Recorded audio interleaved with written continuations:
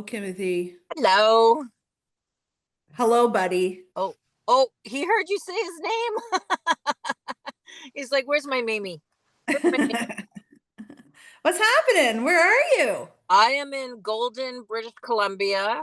I will be in Vancouver probably in 2 days. Gonna stop in Revelstoke, so up in the mountains. But the last 5 days were amazing. Banff, Canmore, Jasper.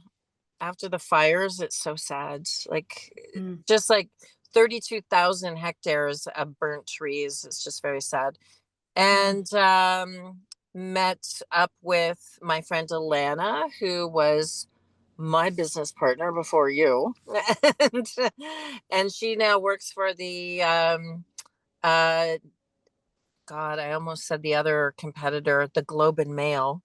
And so we had a great weekend in Canmore. I was having a very bad back weekend, so we didn't get to go really hiking or anything, but I drove. I saw a bear. I posted that on my Facebook. I, I saw you see a bear. I saw a bear, a big poofy, ready for hibernation, round black bear, and Buddy was feeding it to her. Woo, woo, Yeah. woo, woo, woo, woo, woo, woo. I'm like, okay, we're in a car, so it's good to be brave in a car. But yeah, so almost to the West Coast. Good stuff. Yeah. And you must be chilly. I'm chilly. The weather is changing. I was camping this weekend and the leaves were beautifully raining down, which was lovely, but if you're not in the sun, it's cold. Well, you know how much I enjoy crowds. Love them. So Banff, I beetled through Banff. I did camp up in the mountain there, and it went down to 1 degree. But the downtown is full of human beings who apparently don't see when cars are coming, and it's because they're going to see. It's called the Larch, which sounded to me a little bit like an alien invasion, but apparently it's these bright yellow trees. And so it was but yeah, what 1 degree camping was a little on the chilly side. So I was glad when Alana showed up and gave me an excuse to stay in a very nice hotel room. I'm like, Yeah. I love you all. I love you and all, kiddo, but like queen size bed, nice sheets, shower, bathroom. It's like I'm just living the dream now. Living the dream. So I Oh don't my know God. if you know this, but our next guest, um, oh, that's so cool. The tops of the mountains just came out of the clouds. Our next guest is part of the family of our guest about Alzheimer's. And I met Katie, not technically met, but I'm sort of connected through that circle of very good friends. And I stayed with her. She can correct me. I don't know, boyfriend or fiance. Some guy she lives with. Their dad, their dad has been my friend since we were teenagers. So it's kind of like we're just doing the all in the family kind of podcast these days. That's all And right. yeah, and I learned about Katie and her challenges and her advocacy through her family. So that's how Katie ends up on the show today. Awesome. All right. Well, let's let her in and we'll dig into it. Yeah, we're going to talk about a tough one. I feel like you say that every week, so. You know what? I think I do actually. All right. Okay. Hold tight. Amy, we have so much to talk about in this hour, and I don't have any reason to say that I feel proud, but because I know the family and Katie Leonard is going to do a very brave thing today. Wonderful young woman from everything that I've heard from the family, and is going to talk to us about an incredibly important topic that impacts um, 8% of women and girls and 4% of boys and men, which is eating disorders. And Katie, I admire your bravery coming on to talk about this difficult subject because I know it impacted you personally. Yes, Welcome. it did. Thank you. Thank you very much. I appreciate you having me here today. There's also, so I don't know much about your story. Kim doesn't like to fill me in before we talk to guests, so I just know a little bit. But there are a couple of different types of eating disorders. I think maybe we'll unmask them as we talk as a general so that people don't feel like we're not addressing what they may be dealing with. But could you tell us more about your story specifically? Absolutely. So I was diagnosed with anorexia nervosa, which is one of the eating disorders. And I was diagnosed with at the age 12. So I was quite young. And it really kind of just it started it didn't just start all of a sudden. I didn't just wake up and I woke up with an eating disorder. There's a lot of factors that come into play with eating disorders. Typically, they look at three big broad factors. So biological, psychological, and sociocultural. And I feel that I kind of had the perfect storm of all three, and yeah, just developed, and I've been in recovery, really in active recovery for the past 5 years. Really feel kind of free from the disease in the past 5 years, and so that's been really liberating. Well, congrats Good. on that, Katie. Yeah. Thank Good you. for you because it's a hard one. I definitely know some people who are well into my age group who still struggle, pushing 60, still struggle. But you said biological, and I'm really interested in that part. Like, do you mean you're predisposed because of biology? Well, for me, for example, I have what's called DCD, or developmental coordination disorder, and it's or dyspraxia, which essentially is a motor skill disorder. And so that I was born with that, and I growing up, it took me a lot of longer to do things. So it took me a lot longer to walk. It took me a lot longer to learn how to ride a bike. And from a very young age, I remember kind of being with friends and going to parks and watching them just swing on the monkey bars. And it was so easy for them. And for me, it brought up a lot of feelings of inadequacy. And, why can't I do that? And prior to having that diagnosis, I just really felt like there was something wrong with me. And it also kind of made me more hyper aware of my body. And so that was kind of a biological factor, I think, that kind of played into it. Um, that kind of, like I said, the perfect storm of that. Because then I also had, yeah, the other two factors as well. Yeah, and I know you're a very successful long distance runner now, so you've been able to find your body and your sport in very successful running. And so, can I clarify? Is boyfriend, fiance, partner? What word would you like me to use? You can use we recently got engaged, so we are technically Oh, fiancés. Um, Congrats. I thought I thank knew you, thank that. you. I thought I knew that, but then as you're aware, you're going to have a brother-in-law, and I was like, okay, I'm not sure which. Anyway, all that to say, very happy, but you also run together, I think, which is like kind of cool too. So when you got to 12 years old, did those storms collide? Is that what happened? Yeah, I would say that they did. So kind of to touch on the other two. So in terms of more of like a psychological aspect, I also have obsessive compulsive disorder, or OCD. And so growing up, I had made a lot of rules, or I have these compulsions or these urges at a young age. And my eating disorder really manifested as having these sorts of rules, and putting these restrictions on myself when it came to food, when it came to restricting, when it came to exercise and those sorts of things. And then so I kind of had the hyper awareness of my body, feeling inadequate because I couldn't do the things that my peers were doing, the OCD element, and then when I was 12, I was a junior bridesmaid in a family member's wedding, and I was super excited for that. But of course, I really wanted to look in my brain beautiful, right? And I wanted to go on this diet in order to um, adhere to what I thought like these standards were of beauty. And so I started this diet, and I lost a lot of weight over that summer. And, friends were kind of like, oh, wow, you lost weight, and making me feel good about it and kind of glorifying it. And so that kind of was really the straw, I guess, that kind of just like really just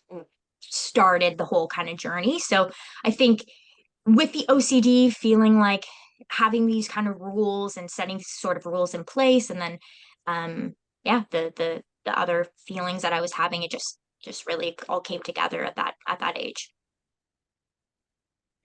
You're so young. Like that's just I have a 7-year-old, right? So it's like just thinking of a 12-year-old dealing with that is just it's heartbreaking.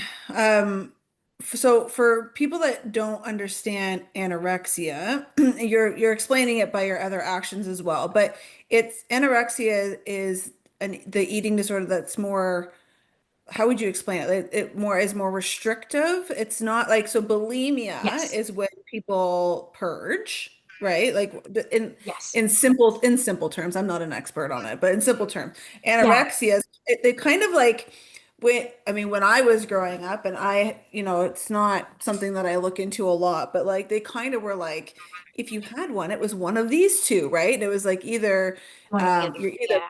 yeah, you're that or whatnot, but also another one would be binging as a like a eating disorder as well. So for anorexia, is it the constriction? Is it the OCD element of what you were talking about, where it's like you were only going to eat this much food or in this time window or whatnot? Like, what was it for you? Yeah, so it definitely my eating disorder, yeah, my symptoms fall under the anorexia category. So really having to do with restrictions and rules surrounding food, and rituals around food. So eating at the same t time every day, making not kind of having safe foods and having scary foods, kind of categorizing things like that. So um yeah, my that those are kind of how my symptoms started, and really those were the symptoms that I had, with mainly restricting, which unfortunately can be quite dangerous really quickly. So But And did it become dangerous? it did, yes. So when I was so once I kind of went on that diet at 12, my mom, she you know amazing. She caught it, realized that this was not normal, a normal pattern. And so she reached out to a psychologist in the community, and I started seeing her. And I also was an outpatient at CHEO, the Children's Hospital of Eastern Ontario. And so I had a lot of supports in place. The problem is when I was an outpatient at CHEO, I guess coupled with teenage angst, I didn't want people to tell me what to do. And so one of the things was with the outpatient program, there was meal plans, which are a great idea, right? Like to have these sort of meal plans to kind of get you back on track in terms of what's healthy eating patterns and those sorts of things. I unfortunately was like, you're not going to tell me what to do, not going to tell me what to eat. And my restricting became a lot more severe. And the outpatient program, it was like a weekly, like you meet with a doctor and kind of go through everything. They check your weight and vitals, and within a couple of weeks, I started to get sick very, very quickly. And at one of those appointments, they admitted me right away um to the inpatient program. And so I was there for 3 months. I turned 13 there, and it was that program was really about getting me back at a healthy weight, because the problem is when you are malnourished, your brain isn't working properly, right? And so, in terms of trying to actually focus on recovery, it's really hard to do that when you're malnourished. And so, that was really their main goal was just to get me at a healthy weight and then continue my recovery kind of after that. So yeah, it got really scary really quickly when I was 12. I then went into an outpatient program, or not outpatient, sorry, a day patient program where in grade 8, where that was kind of like reintroducing foods and doing like food excursions or making food, or there was a lot of therapy involved as well. And but it was kind of reintroducing myself to the foods. And I was pretty well kind of in this limbo in high school where I was at a healthy weight, but still not 100%. And then when I was about 18 or 19, I was in a really just not the best relationship. And it kind of restarted things. And then I was hospitalized again when I was 19. And that was the last time I was hospitalized. So it got really dangerous really quickly, um at 12 and at 19. And the problem is that when you're younger, your body can bounce back. When you're a kid, um the damage that you're causing isn't as permanent as it can be when you're an adult. So when I was like 18, 19, I was like, no, this is not like, my heart might not be able to bounce back from this anymore, my bones. So um I was like, I really got to make a change here. And Amy, I don't know if you're aware, because you know do a lot of work with seniors, but I did work with CHEO for 25 years, and the demand is very high for this particular um, inpatient need because there just aren't enough beds. So, Katie, I'm really glad that you got the help that you needed. Thank you. Yeah, to that point, Timothy, I actually was on the like just on a I guess like a regular ward or like an emergency ward. I'm not really sure what you would call it, but for like 2 weeks prior to actually being able to get a bed in the actual inpatient program. So yes, the demand is there, and unfortunately, there's not enough beds for patients. Yep, not enough funding for enough Yeah. beds. Yeah. I'm curious, because it shows a lot of insight that you kind of got to like that 19 and kind of had that decision point of like, not, like enough's enough sort of decision point, like not to like undermine it at all, but it's kind of like it seems as though you got to this point where you're like, yeah, we're doing something different. And then you change the trajectory. Like, do you remember that time? What was there something that was able to trigger you enough to like pop you out of that mindset? Because I'm suggesting and guessing that you still most likely have OCD. You have the other things that are still going on, right? Like there's stress, there's a wedding coming up, there's all this other Yeah. stuff, right? And so all this stuff kind of surrounds it. And at that point, you weren't in recovery, right? There's a different question after I'm going to ask you about being in recovery and dealing with it, but like, what was the pivotal time, if you remember, or like the feeling of that? How did you, pull yourself up by the bootstraps, I guess, and say, okay, like we're changing this? Yeah, that's a really good question. And I do actually, I can recall that. I mean, maybe not a specific moment, but really what kind of changed for me, like my perspective. And like I mentioned, really had to do a big factor had to do with the fact that I was like, I don't want to cause irreversible damage. At this point, this is not something to mess around with. And then really the main thing for me was my little sister. So she's 7 years younger than I am. And when I was around 19, she was at the age when I developed my eating disorder. And I thought, I cannot, I can't see her go through what I went through.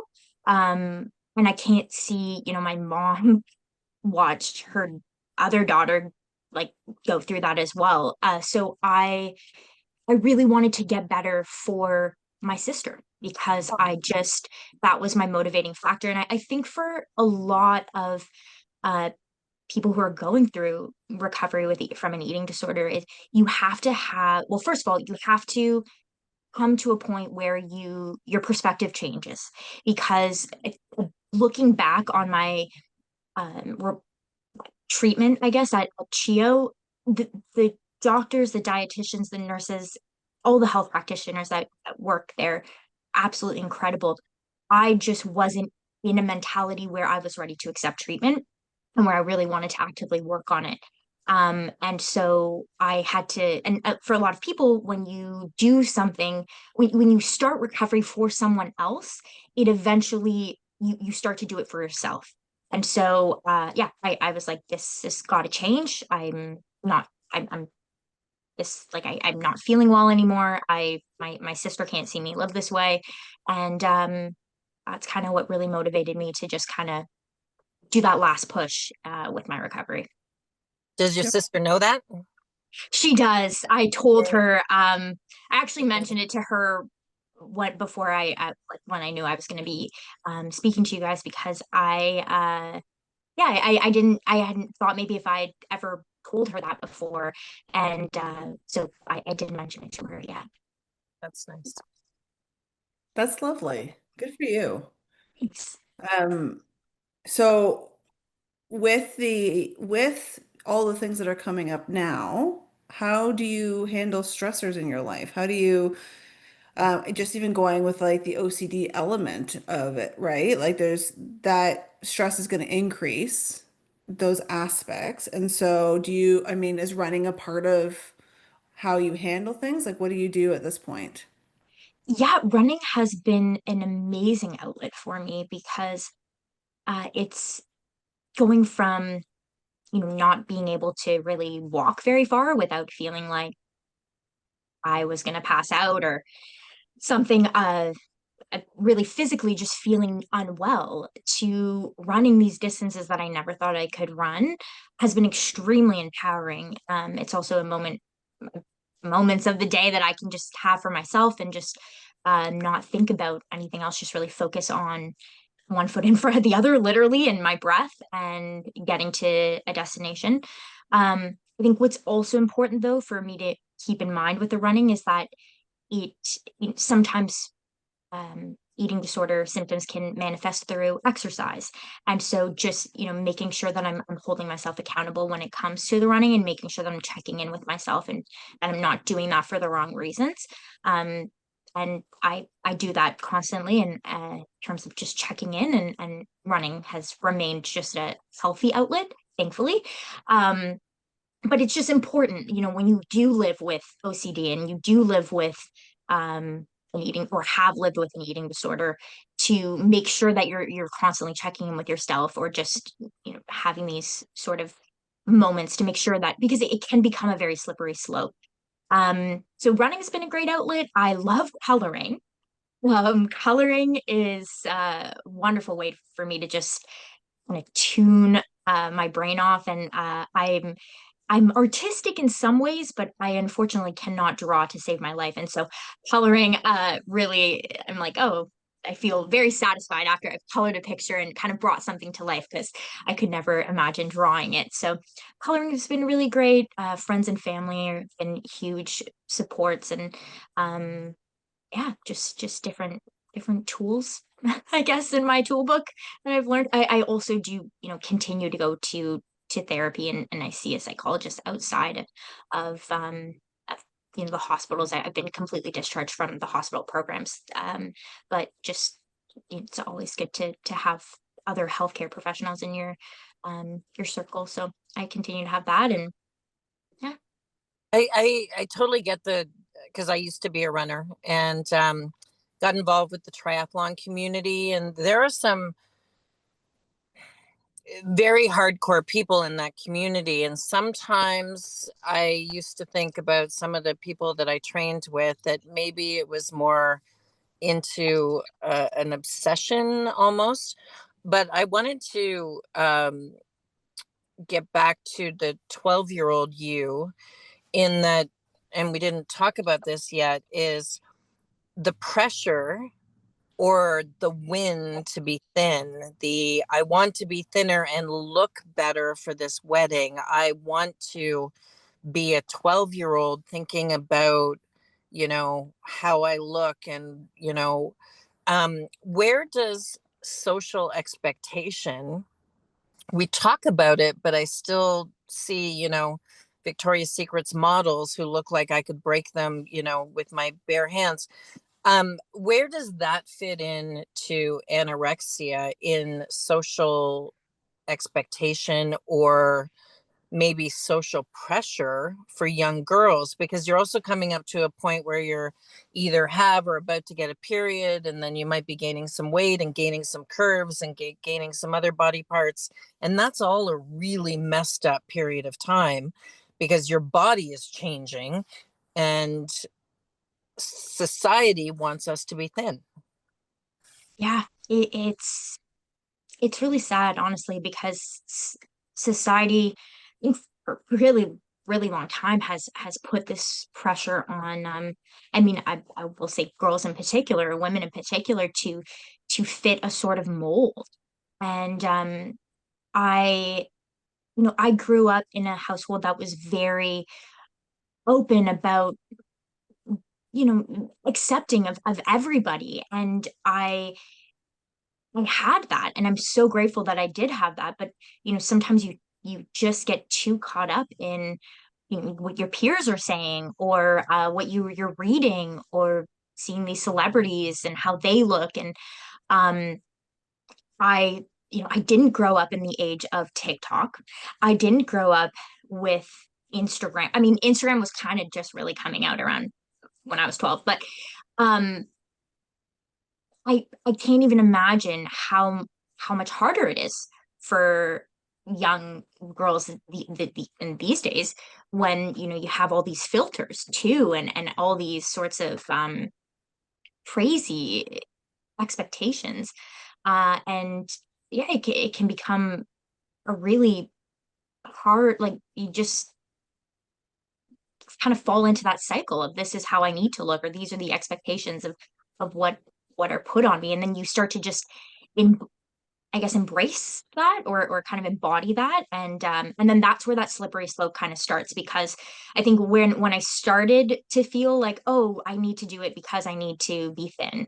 But then once you start, it's just like you can't really stop. You can't see that you're becoming thin. You can't see that you're becoming really ill. You can't even see it anymore. And yeah, so it just it's so difficult. There's no real easy answer in terms of how to get past the societal pressures, and except for I think something that really helped me throughout recovery, and I don't know if this will help any other people, but I tell people this, is that I like to see people as flowers, and in terms of just everybody. Flowers are beautiful. I love flowers. Flowers are beautiful, and there's different types of flowers that are beautiful, right? You have a daisy that's beautiful, or a daffodil, and but they don't look the same. A daisy is beautiful, and a daffodil is beautiful. A rose is beautiful, and a chrysanthemum is beautiful, but none of them look the same. And I really tried to be like, we're all flowers. I want to be a sunflower, and that's who I feel I am. But my friend doesn't need to be a sunflower. She can be who she wants to be. And so, That just kind of shifting that sort of perspective, or that mentality. And I don't know if it's not really easy to do that when you're in it, when you're actively in an eating disorder. But um, yeah, just kind of changing that, just realizing, just kind of taking the those pressures off of yourself, and seeing it for everybody is beautiful, no matter what, right? No matter I love that so much. Amy, you're my delicate flower. Yeah, You're I my tulip. exactly. I encourage you to think about what kind of flower you are I, after this. I'm driving to Revelstoke, British Columbia today, which is about 2 hours. And I'm going to give that a lot of thought, because it resonates with me, is that I never liked expensive flowers. I always liked daisies. Always. And if it, and when you said sunflower, I planted those a long time. Oh my gosh, I love that. I'm going to think about that a lot, because if we looked at all human beings as, doesn't matter if they're carrying more weight, it doesn't matter if they're one of these naturally born thin people, they're just all beautiful flowers. I love that so much. I love it. Well, I'm changing the so glad. narrative. You're Yeah, changing the narrative on it, which is Yeah. really important. And I agree that like when you're in the middle of something, it doesn't, whatever it is, right? Like whatever you're up against, whether it's an eating disorder, whether it's something else, like there's lots of stuff that everybody's up against. I think that it's so difficult to see the different ways. And I think that changing the narrative, like what we try to do as well, is just kind of like come at people before things happen, or have people who have people in their family that things are happening to. And I think that this is a nice way to try to rejig what that might look like, so that if someone is falling down that slippery slope, because to your point, with a lot of these things, any of them, right? Any other like disorders or alcoholism or anything, right? The slope is fast and steep, right? And it's like if you can't catch yourself, then you're going to end up kind of repeating those behaviors. So it's nice to have this type of metaphor kind of in the back of your head, right? Because you can kind of try to pop it in and think of it a different way, which I think is really great. absolutely. And it sounds, Katie, like you also had people around you who were brave enough to say to you, how can we help you? Yes. There's a And lot I'm of times people want to do this, right? They're like, la, la, la, la, la, I don't want to, or I don't want to hurt her feelings, or I don't, because as a teenager, I had people in my life who clearly were struggling. And you had people who were brave enough to sit you down, and I'm assuming not in a confrontational, accusatory way, and open that conversation. So, for people out there who are watching this, what advice do you give to the loved ones surrounding the person who's struggling? Well, I can give the advice from the person receiving it. And um, I mean, I can't even imagine truly what, especially my mom went through.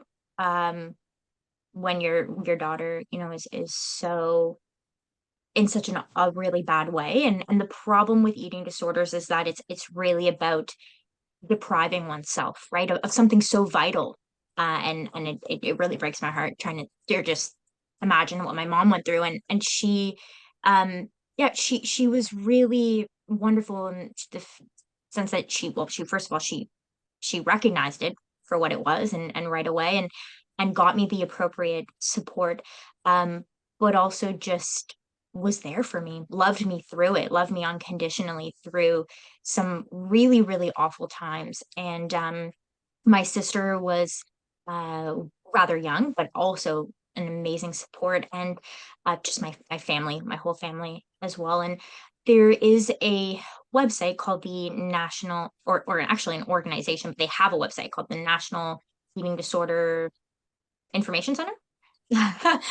NEGIC, and they have wonderful like uh, resources and referrals and information for people who are experiencing eating disorders, or for loved ones who have somebody that is going through this as well. And they also have resources for teachers as well, because that is, I think, really important. It's if a teacher can also recognize it, uh, that can really help, kind of, because maybe a parent hasn't recognized it, and if a teacher can kind of catch that and have the appropriate resources themselves, it's really huge. Because also, in school, in health classes, or at least my experience, a lot of the conversation or the topics were about healthy eating, but not in a healthy way, in a very kind of black and white way of like, this is what's healthy and this is what's not. And for somebody like myself, who was kind of on the cusp of really going down this slippery slope, or kind of developing these disordered eating habits, that's a really dangerous sort of narrative to kind of have this black and white, this is good, this is bad. So there's also really great resources for educators as well. Amy, I know you have a question, but I'm going to put that link in the description of this podcast so that if somebody needs help or if they love somebody that they think needs more information, I'll put the link there. Yeah, they also have a hotline there as well that people can call for like crisis. Awesome. We'll do that. I think it's so important to have people that were willing and able to help you through it, because I think that a lot of people, I don't know if your mom has dealt with this personally, but a lot of people that have someone dealing with something like this, again, it kind of could be anything in the realm, right? Like something that is not considered the norm. I use my quotation marks. And if they haven't dealt with it themselves, it's hard to like understand. Like Kim and I talk about this about trauma, right? Like if you haven't dealt with trauma yourself, I'm happy that you don't understand, but it doesn't help me, right? Like it's one of those things. And so for your mom to be able to recognize something was going on and to get that help is amazing, because a lot of people, could have went the other way and be like, well, just eat something, Katie. Like, here's some food, here's a bag of chips or whatever. And they just don't have that understanding of it's like it's not that easy. I went through for most of my life, I was a binge eater, also in recovery. And, one of the things that really helped me is because I would stress eat and I would eat not like super late at night, but I would eat more at night because I didn't eat during the day, right? And so one of the things that helped me was fasting, because I had a little bit of a rule of my own, right? Like by 7 o'clock, I'm done eating or whatever. And so, when somebody would like offer me food, or like my husband would be like, hey, you want to try this or whatever? Like he hasn't dealt with that. He's very supportive, but he hasn't dealt with that. So he doesn't understand that like if I have a bite of that, then I might as well eat a whole piece of whatever you're having or whatnot, because it's the it's the trying to stay aligned with, okay, that 7 p.m. is my stop time, because if not, I'll be eating till like 9:30 or whatever that is. And so it's difficult because if you don't have someone that's dealt with it, he has the best of intentions for sure, right? Like, oh, just try this. I just made this or whatever. And he likes to snack at night, but he doesn't have an issue like I do. And so a lot of people would just be like, oh, just do this. But it's really great that you had someone in your life or multiple people in your life that could recognize at least and kind of look at it from that approach, as opposed to, I don't want to say enabling, because I don't think that's what Mike's trying to do, but there's a lot of enablers, right? And it's like, just eat this or just do this. And they don't understand when I say, when we both said the slippery slope, it's slippery. Yep. Yeah, Yep. anyways. Hmm. So Kate, what does your partner do? Or maybe a better question, how have you trained your partner to be sensitive to some of the things from your childhood and your teenage years? What advice about those conversations might you give to other people who are going to date a new person and they want to go to, I love the keg, so I'm going to use that as a positive example, because if I go to the keg, I just eat it all. And but say they want to, go to the keg and you're early on to the relationship, how do you even start that conversation of, I have certain things around my eating that I need you to understand? I I met my fiance when I was, I guess I was about 6 months from my last real like intensive recovery from the hospital when I'd been discharged. And so he's never seen me really ill in terms of like physically really ill, or in this mental kind of rat race, I want to say, where like just this kind of spiraling. He's seen me at the beginning of my recovery, which has been really beautiful because we've kind of walked through this chapter together, and it hasn't been easy, especially for him in terms of just knowing what yeah, what to do. And at the beginning, like you said, right, where I'm like at a restaurant, and restaurants used to be really difficult for me. And so I would order, really safe things. And I think I was pretty open with him from the beginning. We had a mutual friend that we met through, and she had told him prior to us meeting, because she was a friend of mine when I was in the hospital, and so she had mentioned, oh, like, was visiting Katie in the hospital or what have you. So he was aware of it, but he really started to kind of live it when we moved in together. And it was also, that was something I needed to navigate as well, because I didn't have my mom there, who had been making my meals and ensuring that I was eating enough and everything. I really had to take that on myself. And um, there was kind of concern that maybe I would relapse from, having to take this on myself and hold myself accountable for eating my 3 meals and everything like that. So he has he always holds me accountable, which is something that I really value. And if he's noticing, oh, like if I seem to be avoiding maybe a certain food or a certain restaurant or those sorts of things, he will check in with me and kind of just, ground me and ask me, what the reasoning behind that might be. And uh, he did one of his degrees is in psychology, and so he wrote a paper on eating disorders, and he really tried to learn about them, and he has a really, I think, good understanding of it. But yeah, he also hasn't lived with one, and so there's been times where I've had to be like, in theory, yes, what you're saying, it sounds like that makes sense. Like, yes, I should do X because of this. But in my head, this is not really how I'm feeling, and I need to work through this a bit more. And so those have been conversations that we've had as well. But yeah, no, he's been phenomenal, really and But truly. I couldn't. but not accusatory. No, never, This never, isn't never. like you're hiding rum bottles under the bed kind of thing. It's like, No. okay, let's have a conversation about this. I think that that's, well, and you know what?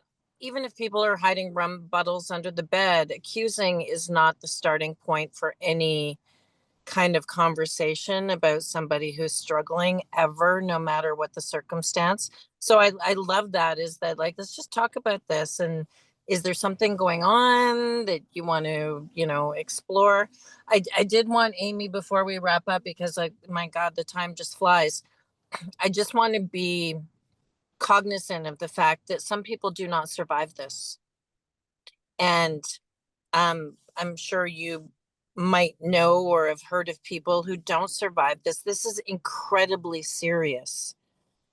Very dangerous. 4% of men and 8% of women. This is incredibly serious. And I just want to um, tell you, I'm a little emotional. God, it always happens to me. But because I know a lot of your family members and I know how much they love you, Katie, I'm so proud of the work that you've done. Thank you so much. It really means a lot. Like you said, it is a very, very dangerous mental health Yeah. disorder. It has the highest mortality rate actually amongst all mental health illnesses. And it's I unfortunately, um when I was in treatment, there were, I saw some really, really awful situations, and that was also a motivating factor for me, where it's like this really, unfortunately, you can lose your life from this. So Yeah. it's yeah, not to be taken lightly. And I'm very, very grateful that I've really just kind of let go of those chains. But that isn't something that is there for everybody. And I hope that this provides hope to people going through it, or family members who are loving somebody through it, because it's not easy. It's not easy. Yeah, I think, Amy, we should also have Katie back, because one of the things that we don't have time to explore here, but also in just my experience with people who are suffering, they replace this with something else. And I think that's a conversation for another day, but I do think that there are people who, unlike yourself, simply get rid of this situation because they find something else that will fill whatever it is that their soul has not addressed. Yeah. Well, thank you, Katie, for coming on. We really appreciate you So sharing your story. It's amazing. Congratulations. Thank you Um, so much. you're definitely a beacon for the folks that are watching to see that it is something that you can get through, but you need to find that support. You need to find the help. Maybe have a couple of conversations with yourself, right? There's so many different things. It depends on the person, right? And what will break through for that person. So thank you for sharing your journey. I think it's really important. A lot of what we do here is sharing people's journeys because we want people to know they're not alone. And I'm sure there's people watching us that have either dealt with this or similar or are dealing with this. And I'm hoping that you've given them hope. So thanks so much for coming on. yeah, Thank you and I so mean, just much. let me say too, and also to you, Katie, it doesn't have to be your biologicals. Amy and I found each other because we're a little light on biologicals. So it could be your best friend, it could be an aunt, a godparent, uh, but it's important to find your person. You have to find your person. Absolutely. And you have to love yourself. I think that that was Oh, something that good I point. really learned throughout this experience is that at the end of the day, it's me and me, and I need to love this person, right? So yeah, Because you're finding your person sunflower. is important. Pardon? You're sunflower. I'm a sunflower. Yeah. Think We're about all who you are. flowers.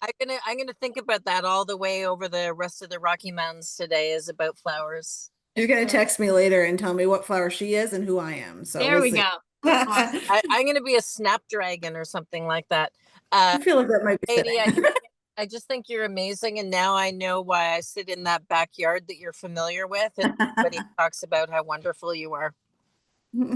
Oh, thank you so much again for having me and letting me come on here to speak about this. It's You've been helped really people. I am 100% sure that you have helped people today, whether it's the people that love an individual or the individual themselves. I am most certain that you have provided guidance and wisdom and love to other people who are suffering. 100%.